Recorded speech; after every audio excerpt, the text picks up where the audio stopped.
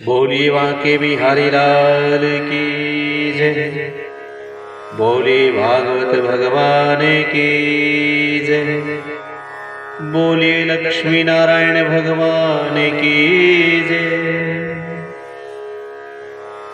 श्रीमद् भागवत कथा रहस्य के प्रथम स्कंद में हमने पूर्व में सुना कि वेद व्यास जी महाराज ने श्रीमद् भागवत कथा ग्रंथ की रचना की, परंतु उनके मन में एक शंका प्रकट हुई कि यह श्रीमद् भागवत कथा का प्रचार कोई परमहंस ही कर सकता है, और ऐसा परमहंस कोई मिले तो ये श्रीमद् भागवत कथा का प्रचार हो सकता है। कलयुग में मनुष्य को तभी जाकर के श्रीमद् भागवत कथा मिल सकती है।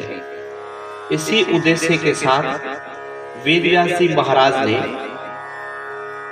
बहुत सोचा, और बहुत सोचने पर व्यास जी को लगा कि ऐसा योग्य तो मेरा पुत्र ही है, क्योंकि सुखदेव जी भागवत के परमहंस हैं, वही प्रचार कर सकते हैं। क्योंकि जो जन्म से निर्विकार हो, जो इस जीवन से, इस धराधाम से, इस गृहस्थ जीवन से बिल्कुल निर्विकार है, वह तो सिर्फ सुखदेव जी है। और सुखदेव जी को तो रंभा भी चलायमान नहीं कर सके। ये कथा अब हम सुनने जा रहे हैं। वृथा गतम तस्य नरस्य जीवनम। नारियों में श्रेष्ठ तो रंभा है, ऐसी रंभा सुखदेव जी को भी चलित करने के लिए तो आई। सुखदेव जी ने कहा, वृथा गतम तस्य नरस्य जीवनम। सुखदेव जी कहते हैं कि विषय भोगी का जीवन वृथा नहीं है। सुनो देवी, किसका जीवन वृथा है?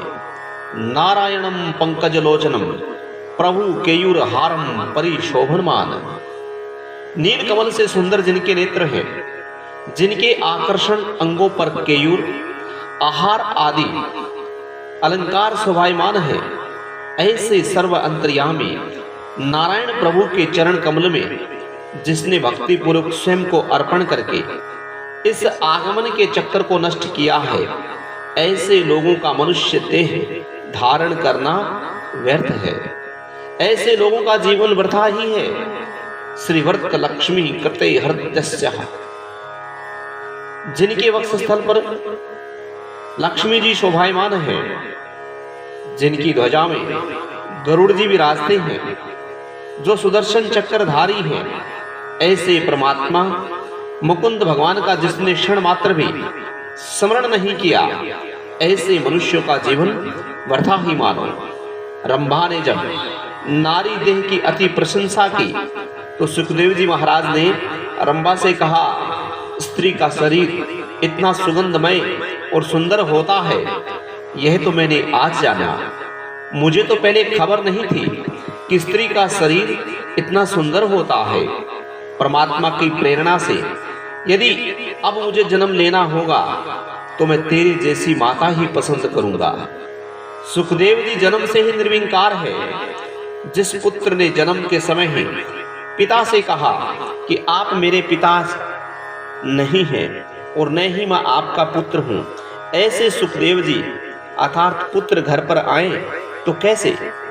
सुखदेव जी जन्म सिद्ध योगी हैं। जन्म हुआ कि तुरंत ही तपश्चर्या के लिए वन की ओर चलने लगे। प्रयाण किया। सुखदेव जी सदा ब्रह्म चिंतन में लीन रहते थे। उनको वन में बुलाए कैसे? ये वन में से घर आए तो उनको भागवत शास्त्र पढ़ाऊं, फिर से वे इनका प्रचार करें। व्यास जी को यह विचार आया कि श्री कृष्ण के स्वरूप का वर्णन नहीं हो सकता। भगवान के स्वरूप कौन पार पा सकता है? योगी लोगों का मन उस प्रभु का कुछ अनुभव कर सका है। कारण यह है, यतो वाचो निर्वंतते अप्राप्य मनसा सह आनंद ब्राह्मणो विद्वान विभेति कदाचन। अर्थात उसका पार पाने के लिए जाने वाला मन भी वाणी सहित वापस लौट आता है। श्री कृष्ण का स्वरूप अद्भुत है, योनियों के चिंतन को भी आकर्षित करता है। ऐसा वह स्वरूप है तो वह कन्हैया सुखदेव जी जैसे योगी को क्यों नहीं खींचेंगे। सुखदेव जी निर्गुण ब्रह्म में चिंतन लीन थे, उसमें से उनके चित्त को हटाने सगुण ब्रह्म की ओर खींच लाने को श्री कृष्ण लीला के श्लोक सुनने चाहिए, सुनाने चाहिए। उन श्लोकों का कोई और ही जादुई प्रभाव वेद व्यास जी ने स्वीकार किया है। श्री व्यास जी ने अपने शिष्यों को जंगल में जब वे दर्भ समिधा लाने जाते तब हिंसक पशुओं का भय लगता। उन्होंने यह बात वेद व्यास जी से कही। व्यास जी ने कहा, जब जब तुमको भय लगे तब तक इस भागवत के श्लोकों का पाठ किया करो। श्री कृष्ण मेरे साथ है ऐसा विचार किया करो, ईश्वर सतत हमारे साथ हैं ऐसा विचार करोगे और अनुभव करोगे तो तुम निर्भय बनोगे। राधा रमण श्री कृष्ण का सिमरण करो। इसके बाद जब ऋषि कुमार वन में जाते तो ब्रह्मपीडम आदि श्लोक बोलते तो वन में सिंहस्त्र बाघ आदि सब पशु वैर को भूल जाते थे और शांत हो जाते थे। पशुओं के मन पर भी इन श्लोकों का प्रभाव पड़ता है, परंतु दुख की बात यह है कि आज मनुष्यों पर भी इसका प्रभाव नहीं पड़ता। जिन मंत्रों में पशुओं का आकर्षण हुआ उन मंत्रों से सुखदेव जी का आकर्षण कैसे नहीं हो सकता। देह का भान भूले नहीं तब तक देव का दर्शन नहीं होता। सुखदेव जी ज्योतिर्मय ब्रह्म का चिंतन करते हैं, उनको देहा अभिमान नहीं है।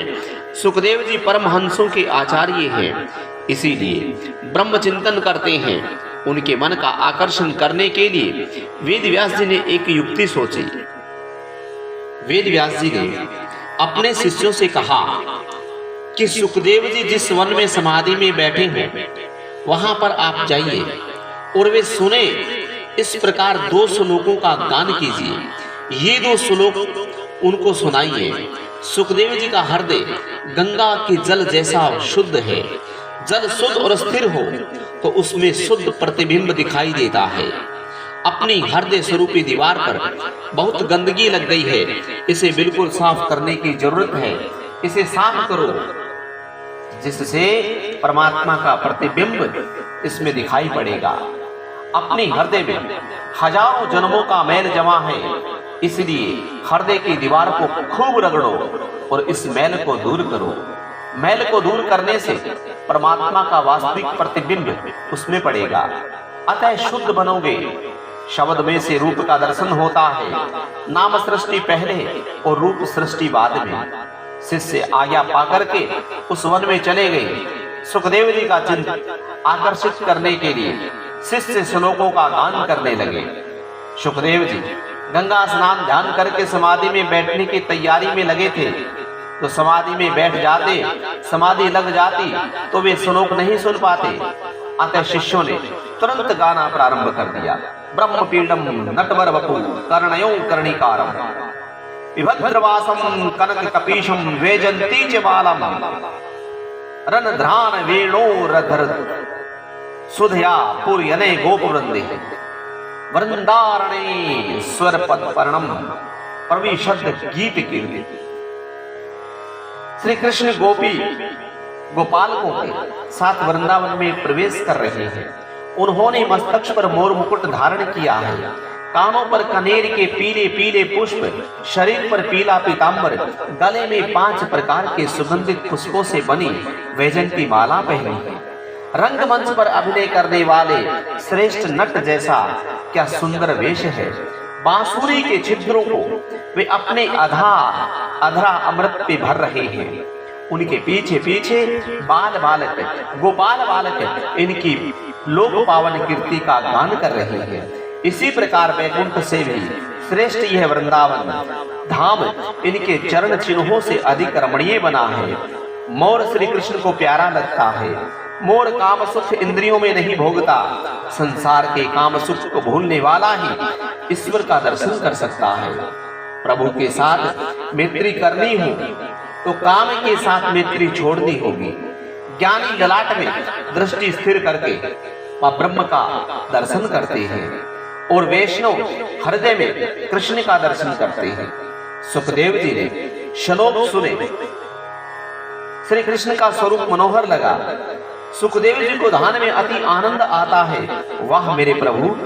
उन्होंने तुरंत निश्चय किया कि निराकार ब्रह्म का चिंतन नहीं करेंगे, अब सगुण साकार का चिंतन करेंगे। परंतु सोचा कि सगुण ब्रह्म की सेवा में सब वस्तुओं की अपेक्षा होती है। कन्हैया तो माखन मिश्री मांगेगा, मैं तो ये कहां से लेकर आऊंगा? मेरे पास तो कुछ नहीं है, मैं निर्गुण ब्रह्म का उपासक हूँ। मैंने तो लंगोट को भी त्याग दिया। ये कन्हैया तो बहुत मांगा करेगा, तो वह सब मैं कहां से लाऊंगा?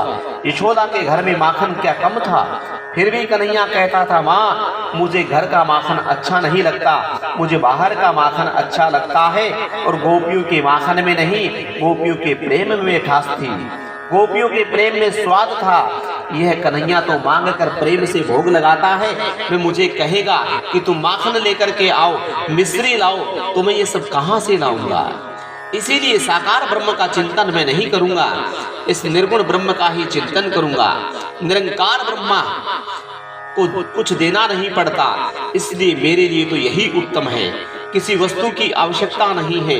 इसी प्रकार सुखदेव जी महाराज विचार कर रहे थे कि वहां पर वेद व्यास जी के शिष्यों ने दूसरा श्लोक गाना प्रारंभ कर दिया।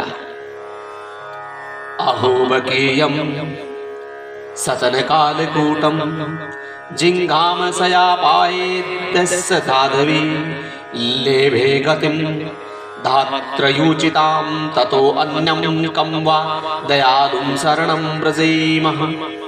अर्थात इसका अर्थ है, अहो आश्चर्य है कि दुष्ट पूतना के सथनों में विष भर करके जिनको मारने की इच्छा से दुग्ध पान कराया था, उस पूतना को भी उन्होंने ऐसी गति प्रदान की जो उसे किसी धाय को देनी चाहिए थी, अर्थात उसे सदगति दी।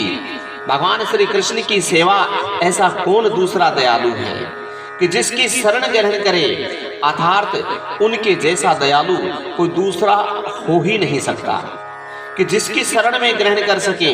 पूतना अपने स्तनों में विष लगाकर आई थी, ईश्वर के धाम में आई, वासना का विष मन में रख करके, हृदय में रख करके मनुष्य परमात्मा के सन्मुख जाता है, उसे परमात्मा का दर्शन नहीं होता।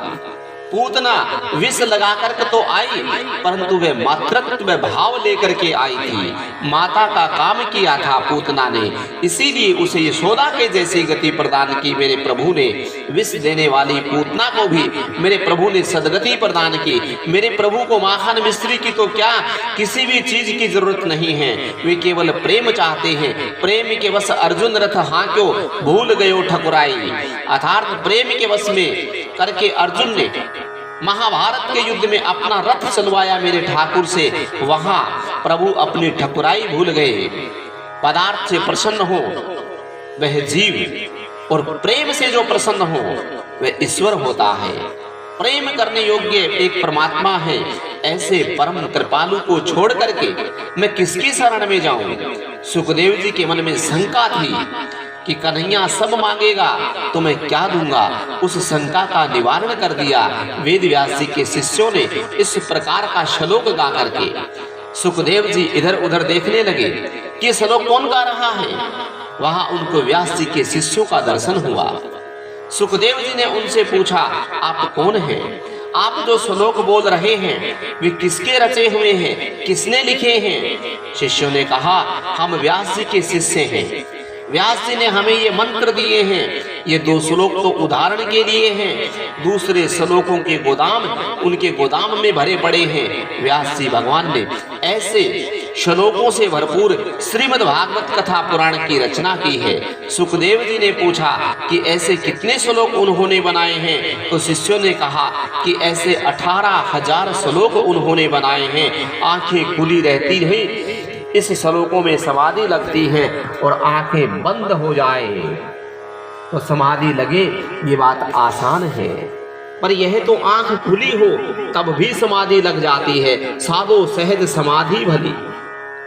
सुखदेव जी ने सोचा, व्यास जी तो मेरे पिता हैं, मैं उनका उत्तराधिकारी हूँ। मैं पिता के पास जाकर के यह पुराण सुनूंगा। आज सुखदेव जी को भागवत शास्त्र पढ़ने की इच्छा हुई। कन्हैया की लीला सुनकर के उनका चित्त आकर्षित हुआ। योगियों का मन भी इस कृष्ण कथा को खींचता है। निर्ग्रंथ सुखदेव जी को भागवत शास्त्र सुनने की और अध्ययन करने की इच्छा प्रकट हुई। भागवत के श्लोक सुनकर के सुखदेव जी का चित्त आकर्षित हुआ। निर्गुण ब्रह्म का उपासक सगुण ब्रह्म के पीछे पागल हो गया। 12 साल के बाद आज सुखदेव जी वेद व्यास जी के आश्रम में दौड़ते हुए चले आए। सुखदेव जी ने वेद व्यास जी को दंडवत प्रणाम किया, साष्टांग प्रणाम किया। व्यास जी ने सुखदेव जी को अपनी छाती से लगाया, माथा चूमा। सुखदेव जी ने कहा, पिताजी ये श्लोक मुझे पढ़ाओ। सुखदेव जी कथा सुनते हैं और कृतार्थ होते हैं। व्यास जी ने सुखदेव जी को भागवत का अध्ययन कराया और इस प्रकार व्यास जी की चिंता का अंत आया कि भागवत पुराण शास्त्र का प्रचार कैसे होगा। इस ग्रंथ का सच्चा अधिकारी आत्मा राम है, कारण कि श्री कृष्ण सबकी आत्मा स्वरूप है। विषय राम को इस ग्रंथ को सुनने की इच्छा नहीं होती। जो विषय में लगे रहते हैं, काम में लगे रहते हैं, उनको इस ग्रंथ की सुनने की इच्छा हो ही नहीं सकती। सूत जी महाराज कहते हैं, शौनक जी आश्चर्य मत करो, भगवान के गुण ऐसे मधुर हैं कि सबको वह अपनी ओर खींच लेते हैं। फिर इनसे सुखदेव जी का मन आकर्षित हुआ। इसमें कोई नई बात नहीं। आत्मा रामस्य मुनयो निर्ग्रंथ अप्युरु कर्मे।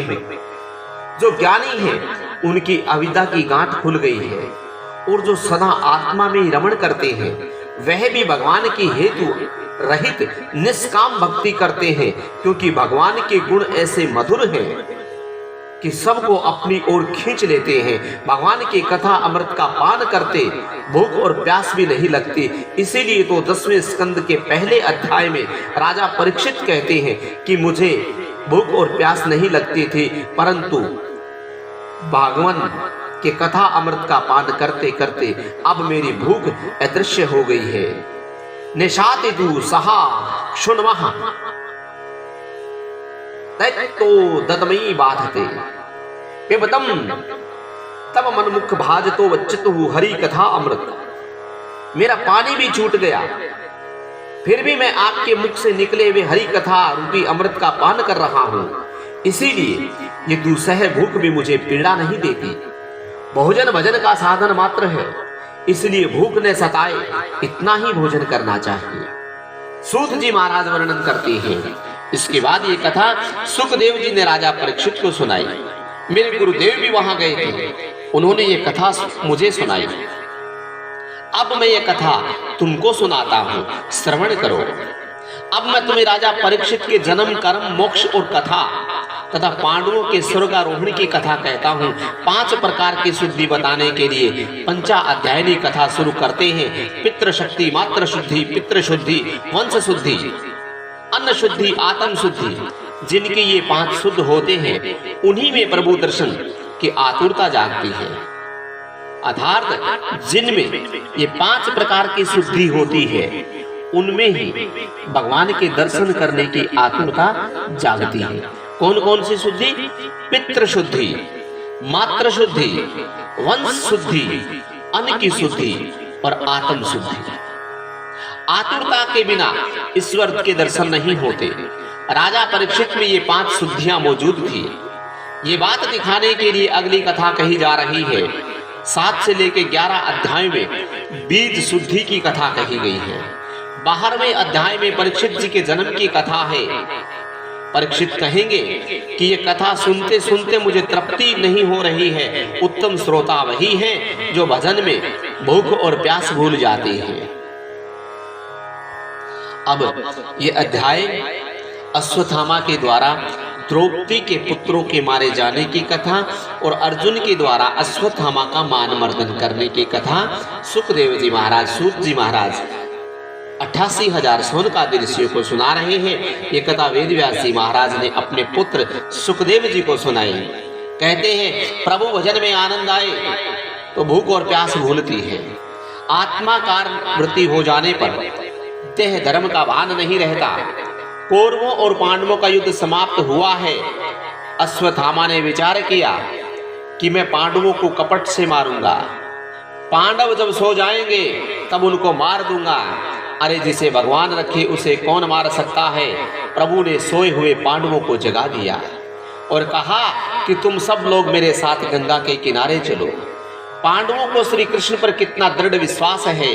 द्वारिकानाथ जो भी कहते हैं पांडव वही करते थे। वे कोई प्रसन्न नहीं करते थे। पांडवों को प्रभु में पूर्ण विश्वास था। पांडव स्वतंत्र नहीं थे मगर प्रभु के अधीन थे। आजकल स्वतंत्रता का अलग अर्थ निकालते हैं। जिनके जीवन में संयम है, जो परमात्मा के अधीन है, वही स्वतंत्र है। ऐसे पांडवों के कुल में राजा परीक्षित का जन्म हुआ। पांडवों को लेकर के भगवान श्री कृष्ण गंगा के किनारे आते हैं। प्रभु के कहने पर ही द्रौपदी के पुत्र नहीं आए। बालक बुद्धि है ना, वे बोले कि आपको तो नींद नहीं आती है, हमको तो नींद बहुत आती है। ऐसा द्रौपदी के पुत्रों ने भगवान से कहा। आपको जाना है तो आप जाओ। परिणाम यह हुआ कि अश्वत्थामा ने द्रौपदी के 5 पुत्रों को मार दिया। दुख में समझदारी आती है। प्रभु से एक आध दुख मांगो कि जिससे अकल ठिकाने पर आ जाए। जो सब प्रकार से सुखी हो जाता है वह 3 बनकर के प्रभु के सामने नमन नहीं कर सकता। आज कृष्ण निष्ठुर बने हैं। द्रौपदी के आंसुओं को देखते भी नहीं है। आज द्रौपदी रो रही है, परंतु द्वारिकानाथ को दया नहीं आती है। नहीं तो द्रौपदी का रुदन श्री कृष्ण से सहन नहीं होता था। पहले तो जब जब जरूरत पड़ी तब तब द्रौपदी के आंसू पोंछने के लिए तोड़कर चले आते थे। ये जीव सब प्रकार से सुखी हो, यह योग्य नहीं है। एक दुख मनुष्य के हृदय में जरूर होना चाहिए कि जिस दुख के विश्वास हो कि भगवान के सिवा मेरा कोई नहीं है। हर एक महापुरुष पर दुख आए हैं। परमात्मा ने सोचा कि पांडवों को पृथ्वी का राज मिला है, संपत्ति मिली है और संपत्ति भी भरपूर मिली है।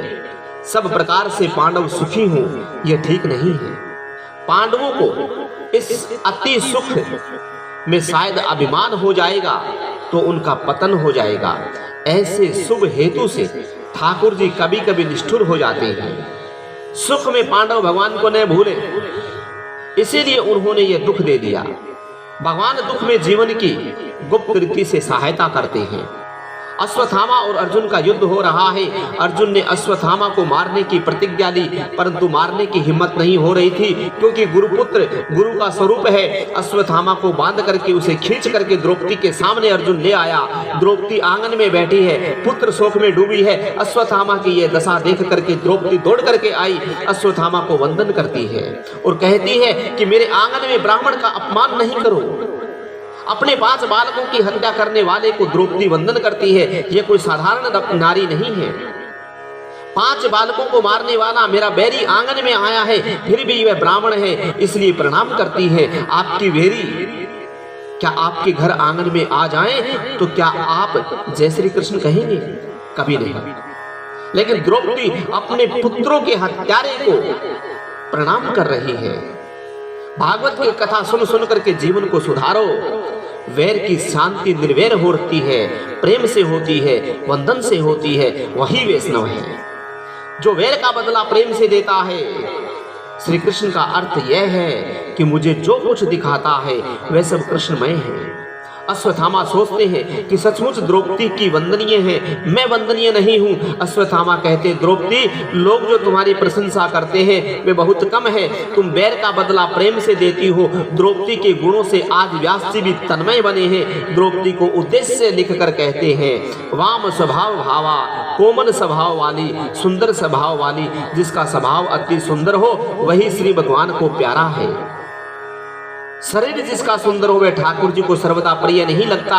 स्वभाव जिसका सुंदर हो वह ठाकुर जी को प्रिय है। उपकार का बदला भी उपकार से देंगे। तब द्रौपदी बोल उठी, इनको छोड़ दो, मुझे मारो, इन्हें नहीं मारो। ये मेरे गुरुपुत्र हैं। जो विद्या गुरु द्रोणाचार्य ने अपने पुत्रों को नहीं दी, वह विद्या आप पांडवों को दी। क्या आप ये बात भूल गए? ब्राह्मण परमात्मा का स्वरूप होता है। गाय लूली हो, लंगड़ी हो, बांझ हो, जैसी भी हो, गाय का सगुन मानते हैं, गाय को शुभ मानते हैं। भैंस का सगुन कभी नहीं मानते। गाय और ब्राह्मण माननीय है, वंदनीय है। द्रौपदी तो दया का स्वरूप है। दया रूप द्रौपदी के साथ जब तक हृदय शादी न करो, तब तक श्री कृष्ण उसके सारथी नहीं बनते। अर्जुन जीवात्मा, गुड़ाकोश और श्री कृष्ण हरिकेश हैं, ऋषिकेश हैं। यह जोड़ी तो इस शरीर रूपी रथ में बैठी है। इंद्र रूपी घोड़ों का रथ प्रभु को सौंपोगे तो तुम्हारा कल्याण होगा। इंद्रियों के स्वामी श्री कृष्ण हैं, ऋषिकेश हैं, युधिष्ठिर यही धर्म है, भीम यही बल है, सहदेव यही नकुल है। बुद्धि और ज्ञान है, इन 4 गुणों वाला जीव अर्जुन है। ये गुण कब शोभायमान होता है कि जब द्रौपदी अर्थात दया जिसकी पत्नी बनती है, जीव दया द्रौपदी के साथ विवाह करता है, तभी द्रौपदी कब मिले, कैसे मिले? जब धर्म को बड़ा मानोगे। द्रौपदी यहां कही गई है दया को। दया कब मिलती है, दया कैसे मिलती है? जब धर्म को बड़ा मानोगे तभी दया मिलेगी। परमात्मा सारथी भी तब बनता है और उसी का होता है जो धर्म को बड़ा मानता है। आज तो लोग धर्म को बड़ा नहीं मानते, धन को बड़ा मानते महाराज, धन को। उसी कारण संयम और सदाचार इस जीवन से निकल चुके हैं। मानव जीवन में धन्य मुख्य नहीं है, धर्म मुख्य है। धन धर्म की मर्यादा में रहकर ही प्राप्त किया जाना चाहिए। आपको कोई कार्य करना हो तो पहले धर्म से पूछो कि ये कर्म करने से मुझे पाप तो नहीं लगेगा। आप अर्जुन जैसा जीवन गुजारोगे तो भगवान आपका सारथी बनेगा। द्रौपदी ने अश्वत्थामा को बचाया और अर्जुन ने कहा उनको मार भी देंगे तो भी मेरे 5 पुत्रों में से एक भी वापस नहीं आएगा, परंतु अश्वत्थामा को मारने से उसकी माता गौतमी को बहुत दुख होगा। मैं सभी दुख को पहचानती हूँ। मैं अभी तो सधवा हूँ, अश्वत्थामा की माता तो विधवा है। वह पति की मृत्यु के बाद पुत्र के आश्वासन पर जीती है। वह जब रोएगी तो मैं नहीं देख सकूंगी। किसी का आशीर्वाद नहीं ले तो कोई बात नहीं, मगर किसी की ठंडी सांस नहीं लेनी चाहिए।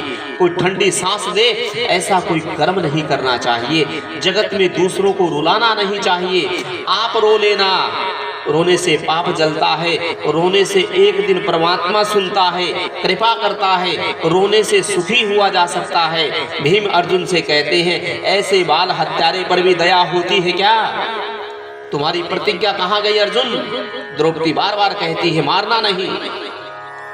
अब अर्जुन ने सोचा और अर्जुन सोच में पड़ गए। श्री कृष्ण ने आज्ञा दी कि द्रौपदी जो कुछ कह रही है बराबर है, सही है। द्रौपदी के दिल में दया है। भीमसेन जी कहते हैं मनुस्मृति में कहा है अताताई कोई भी हो उसको मारने में कोई पाप नहीं। धर्म प्रमाण में भी अताताई को अश्वत्थामा को मारने में पाप नहीं है। श्री कृष्ण भी मनुस्मृति को मान करके उत्तर देते हैं कि ब्राह्मण का अपमान यह भी उससे मृत्यु के बराबर है। अतः अश्वत्थामा को मारने की जरूरत नहीं है, उसका अपमान करके निकाल दिया जाए। अश्वत्थामा का मस्तक नहीं काटा, परंतु अश्वत्थामा जो उसके मस्तक पर जन्म सिद्ध जो मणि थी वह निकाल ली और अश्वत्थामा तेजहीन हो गया। अब भीमसेन ने भी सोचा अब उसको मारने की कोई जरूरत नहीं है। अपमान तो मरण से भी बड़ा होता है, अपमान प्रतिक्षण मरने के बराबर है। अश्वत्थामा ने सोचा इससे अच्छा तो मुझे मार दिया होता तो अच्छा था। सुखदेव जी महाराज सावधान करते हैं राजन।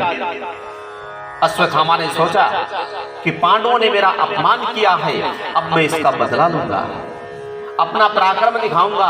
उत्तरा के पेट में गर्भ है और वह पांडवों का उत्तराधिकारी है। उसका नाश होने पर पांडवों के पूरे वंश का नाश हो जाएगा। यह सोच करके उसने उस गर्भ के ऊपर ब्रह्म अस्त्र छोड़ दिया। उत्तरा व्याकुल हो गई। हरि स्मरण हरि शास्त्र लेते हैं तो भगवान मार्ग दिखाते हैं। ईश्वर स्मरण बार बार किया जाए तो भाव शुद्ध हो जाता है। ब्रह्म अस्त्र उत्तरा के शरीर को जलाने लगा। दौड़ती हुई उत्तरा श्री कृष्ण के पास आई। श्री कृष्ण उत्तरा के गर्भ में जाकर के परीक्षित का रक्षण करते हैं। जीव मात्र परीक्षित है, सबकी गर्भ में भगवान रक्षा करता है। जीव मात्र का रक्षण गर्भ में ईश्वर ही करता है, बाहर आने पर भी जीव मात्र की रक्षा भगवान ही करता है। जीव मात्र परीक्षित है, अर्थात हर जीव परीक्षित है। भगवान उत्तरा के गर्भ वाले परीक्षित का रक्षण करते हैं। उतना ही नहीं, वे तो जीव मात्र का रक्षण करते हैं।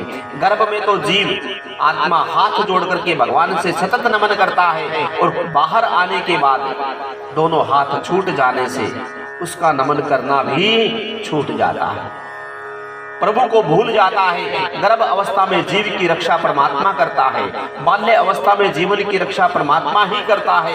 यह तो युवा अवस्था में मानव होश भूल जाता है और अकड़ कर चलता है और कहता है कि मैं धर्म को मानता ही नहीं, ईश्वर होता ही नहीं है, ईश्वर को मानता ही नहीं।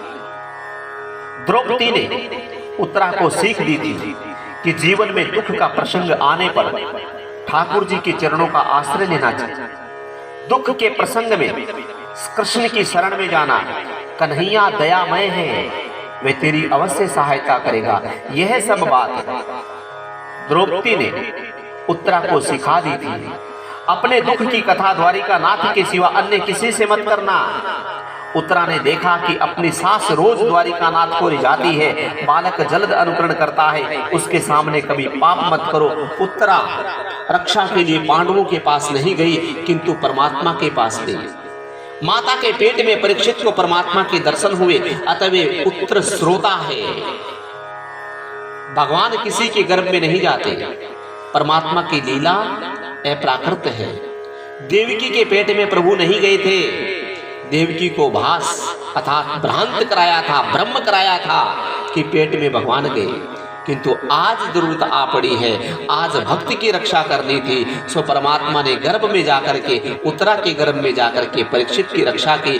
परम आश्चर्य हुआ है, श्री कृष्ण ने सुदर्शन चक्र से ब्रह्म अस्त्र का निवारण किया। परीक्षित की रक्षा करने के बाद वे द्वारिकापुरी को पधारने को तैयार हुए। कुंती मैया मर्यादा भक्ति है, साधन भक्ति है, यशोदा पुष्टि भक्ति है। यशोदा का सारा व्यवहार भक्ति रूप है। प्रेम लक्षणा भक्ति में व्यवहार और भक्ति में भेद नहीं करता। वैष्णव की सारी क्रियाएं भक्ति ही बन जाती है। प्रथम मर्यादा भक्ति आती है, उसके बाद पुष्टि भक्ति आती है। मर्यादा भक्ति साधन है, सो वह आरंभ में आती है। पुष्टि भक्ति साध्य है, अतः वह अंत में आती है। भागवत में 9वें स्कंद तक साधन भक्ति का वर्णन है और 10वें स्कंद में साध्य भक्ति का वर्णन है। साध्य भक्ति प्रभु को बांधती है और पुष्टि भक्ति प्रभु को बांधेगी। उसकी कथा भागवत के अंत में आती है। हर एक व्यवहार को भक्ति रूप में बनाए, सो पुष्टि भक्ति है। भक्ति मार्ग में भगवत वियोग सहन नहीं होता, भक्ति में भगवान का विरह सहन नहीं होता। वैष्णव वह है जो प्रभु के विरह से जलता है। द्वारिकानाथ द्वारिका जाने को तैयार हुए। कुंती का दिल भर आया, उसकी अभिलाषा है कि 24 घंटे कृष्ण को मैं निहारूं, मेरे कृष्ण मुझसे कहीं दूर ना जाए। जिस मार्ग से भगवान का रथ जाने वाला था, वहीं पर कुंती आ गई और हाथ जोड़ करके रास्ते पर खड़ी हो गई। प्रभु ने दारुक सारथी से कहा, रथ रोको। कुंती से कहा कि बुआ जी, आप मार्ग में क्यों खड़ी हैं? वे रथ के नीचे उतरे। कुंती ने वंदन किया। वंदन से प्रभु बंधन में आ जाते हैं। वंदन के समय अपने सारे पाप को याद करो, हृदय दिल को नम्र होगा। सूत जी महाराज वर्णन करते हैं, नियम तो ऐसा है कि रोज भगवान कुंती को वंदन करते हैं, किंतु आज कुंती भगवान को वंदन कर रही है। भगवान ने कहा, ये आप क्या कर रही है बुआ? मैं तो तुम्हारा भतीजा हूँ, तुम मुझे प्रणाम क्यों कर रही हो? सो वापस नहीं देता। कुंती कहती है, मैं आपको अपना भतीजा मानती थी, किंतु आज समझ में आया कि आप ईश्वर हैं।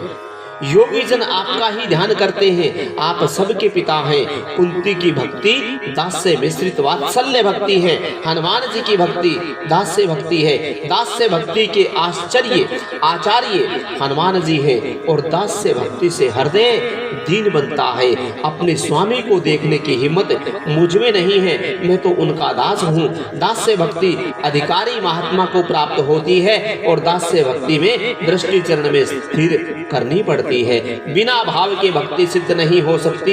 ईश्वर के साथ कुछ भी संबंध जोड़ना चाहिए। मर्यादा भक्ति से दास्य भाव मुख्य है। कुंती वात्सल्य भाव से कृष्ण का मुख निहारती है। मेरे भाई का पुत्र वही वात्सल्य भाव हुआ, मेरे भगवान है, ये दास्य भाव है। चरण दर्शन से तृप्ति नहीं हुई सो मुख देख रही है। कुंती भगवान की स्तुति करती है।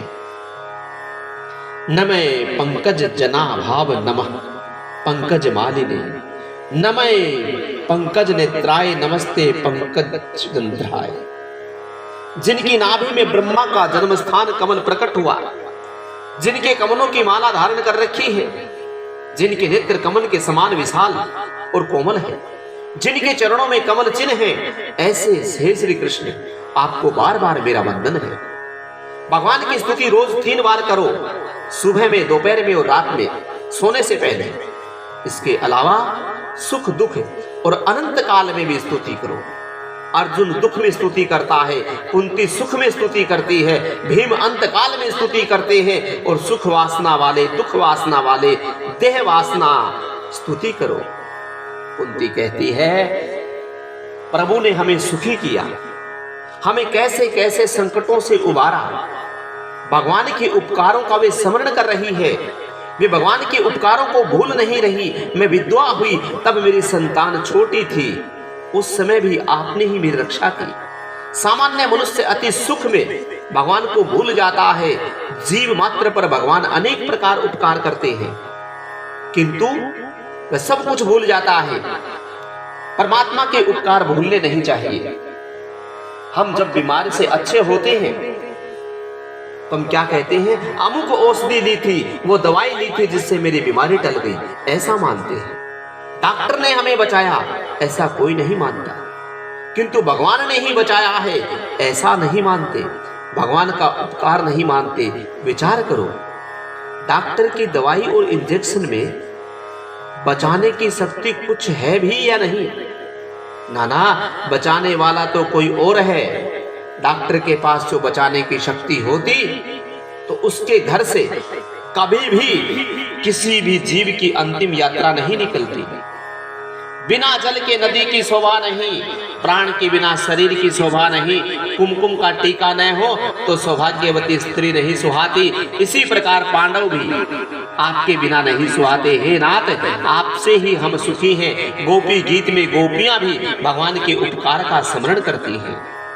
यमुना जी के विषमय जल से होने वाली मृत्यु से, अजगर के रूप में खा जाने वाले अघासुर से, इंद्र की वर्षा, आंधी, बिजली, दावानल आदि से आपने हमारी रक्षा की, ऐसा गोपियां कहती हैं।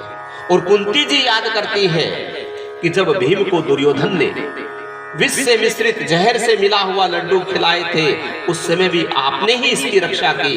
लाक्षागृह में जब हमें जलाया जा रहा था तब भी आपने ही हमें बचाया। आपके उपकार हम पर अनंत है कृष्ण, उसका बदला हम कभी नहीं चुका सकते। मेरी द्रौपदी को दुशासन भरी सभा में खींच लाया। उस समय दुर्योधन ने कहा कि द्रौपदी अब अपनी दासी है, उसे निर्वस्त्र करो।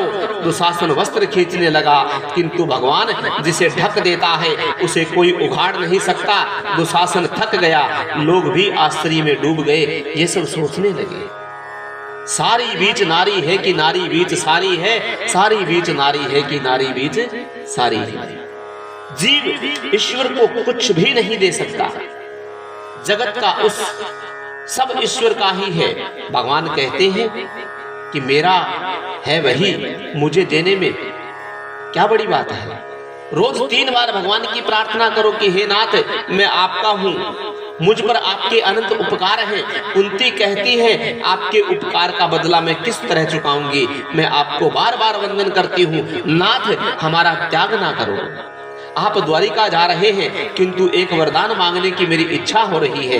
वरदान देकर आप चाहे तो जा सकते हैं।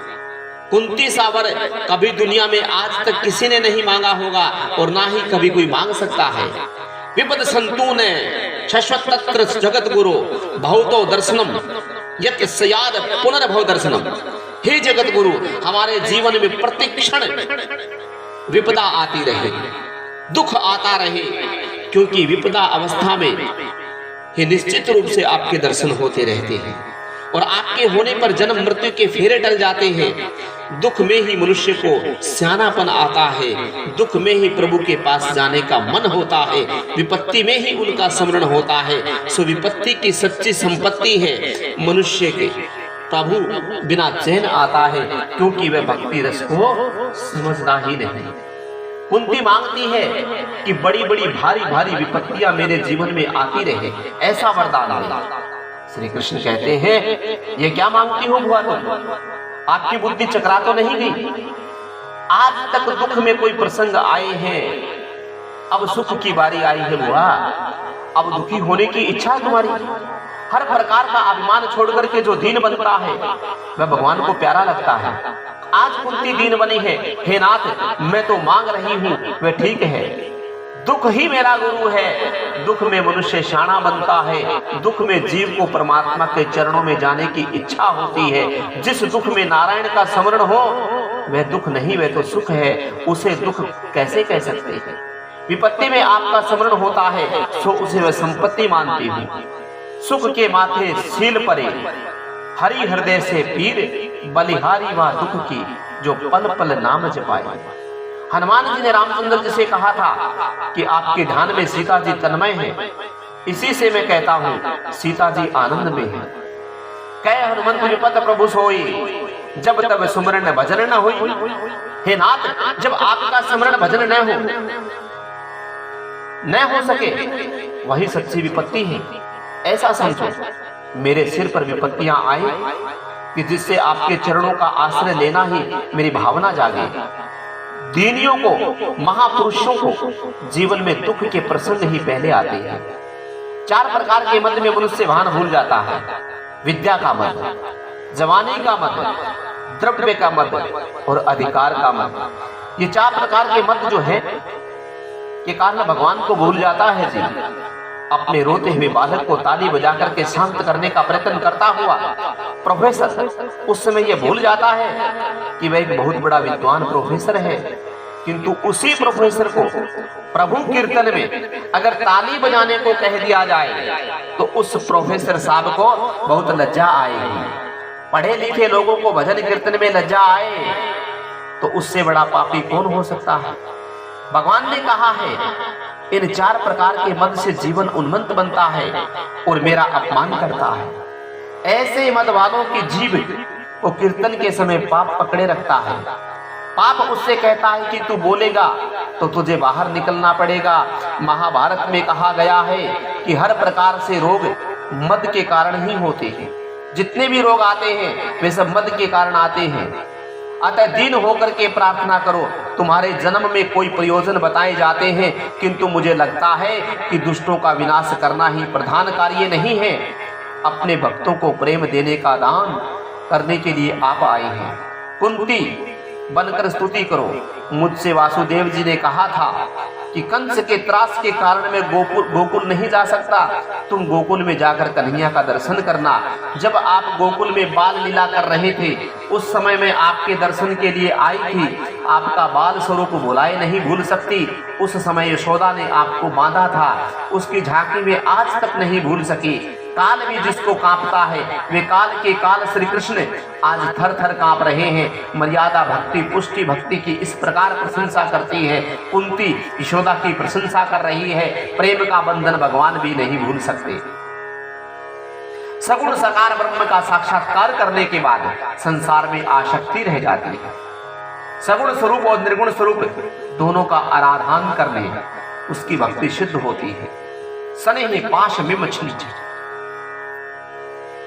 सजनों के साथ जुड़ी हुई स्नेह की दृढ़ रस्सी को आप तोड़ दें। आप ऐसी दया करें मुझे अनन्य भक्ति प्राप्त हो। स्तुति के आरंभ और समाप्ति दोनों में नमस्ते किया है कुंती महारानी ने। सांख्य शास्त्र में 26 तत्वों का प्रतिपादन 26 श्लोकों की स्तुति में किया है। भगवान सब करते हैं, किंतु कृष्ण वैष्णव को नाराज नहीं करते। कुंती का भाव जानकर के भगवान वापस लौट जाते हैं। कुंती के महल में पधारे भगवान, अति से आनंद हुआ। अर्जुन वहां पर आया, वह अपनी माता से कहता है भगवान मेरे सखा हैं, अतः मेरे लिए ही आए हैं।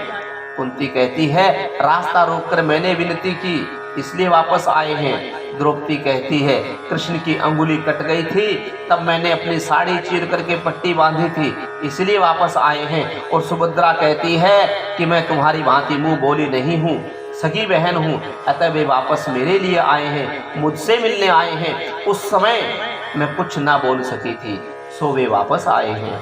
परमात्मा से प्रेम करोगे तो वे तुम्हारे हो जाएंगे। सबका प्यारा किंतु किसी का भी न होने वाला, वह सबसे न्यारा है, वह तो सबसे ऊंची प्रेम सगाई का सिद्धांत मानते हैं।